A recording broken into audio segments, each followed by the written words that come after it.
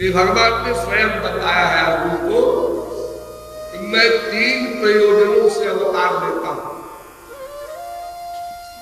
और सारे अवतार इन्हीं 3 प्रयोजनों से हो चुके हैं। श्याम सुंदर की मुरली से वृक्षों को, लताओं को भी रोमांच हो जाया करता था, तो प्रेमावतार कहलाता है कृष्णावतार। लेकिन किशोरी जी अवतार नहीं है।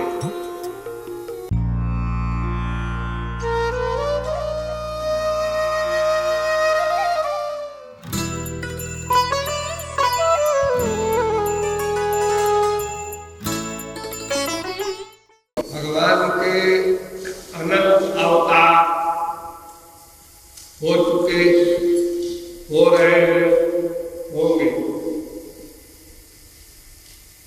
एक एक क्षण में अनेक अवतार होते रहते हैं,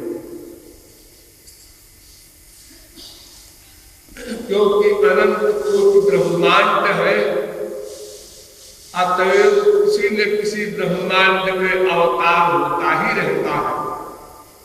तो प्रति सेकंड अवतार हो रहे हैं और होंगे।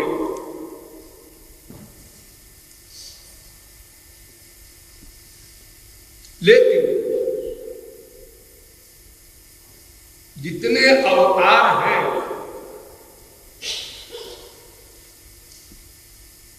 वे 3 काम के लिए आते हैं। दैत्यों का नाश, महात्माओं की रक्षा और धर्म संस्थापन।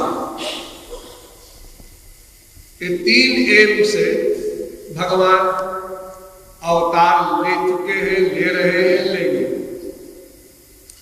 परित्राणाय साधूनाम एक रीजन ये, दूसरा विनाशाय च दुष्कृताम और तीसरा धर्म संस्थापनार्थाय संभवामि युगे युगे। ये भगवान ने स्वयं बताया है अर्जुन को कि मैं 3 प्रयोजनों से अवतार लेता हूं और सारे अवतार इन्हीं 3 प्रयोजनों से हो चुके हैं।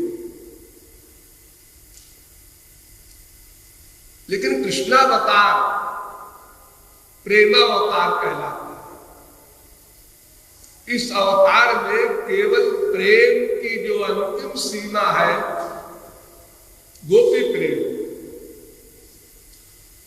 वो प्रदान किया गया है। वेद की ऋचाओं को, दंडकारण्य के परमहंसों को, अग्निपुत्रों को, मिथिला की कन्याओं को, अर्थात सिद्ध महापुरुषों में भी किसी किसी को गोपी प्रेम दान करने के लिए कृष्णावतार हुआ। इसलिए इस अवतार में मर्यादा का पालन नहीं हुआ। पैदा होते जेल से फरार हो गए,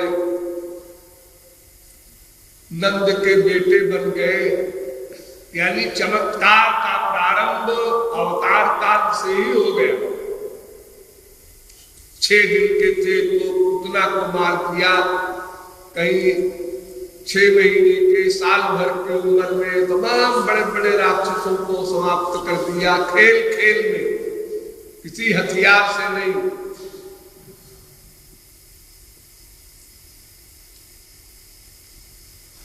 और आबाल वृद्ध की कौन कहे, लताओं पताओं को भी प्रेम दान किया। संपवतारा भव पुष्कर नाभस्य सर्वतो भद्रा कृष्णागन्य को वा लतास्तपि प्रेम दो भवत्। श्याम सुंदर की मुरली से वृक्षों को, लताओं को भी रोमांच हो जाया करता था,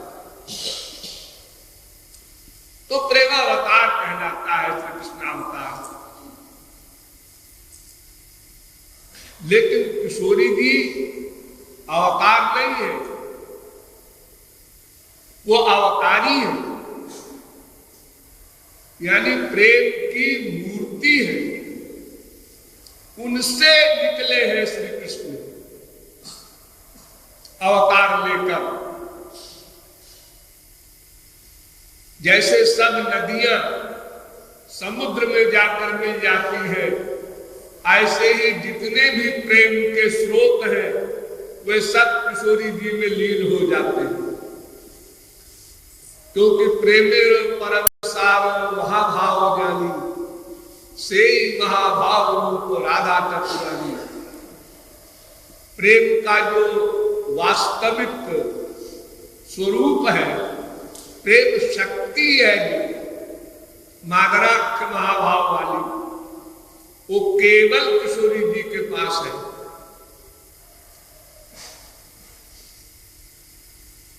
ठाकुर जी को मोदन महाभाव मिलता है और मोहन महाभाव मिलता है, लेकिन मादन महाभाव नहीं मिलता। महाभाव एक प्रेम की कक्षा का नाम है। प्रेम की जो अंतिम क्लास है उसको महाभाव कहते हैं। उस महाभाव में एक मोदन होता है,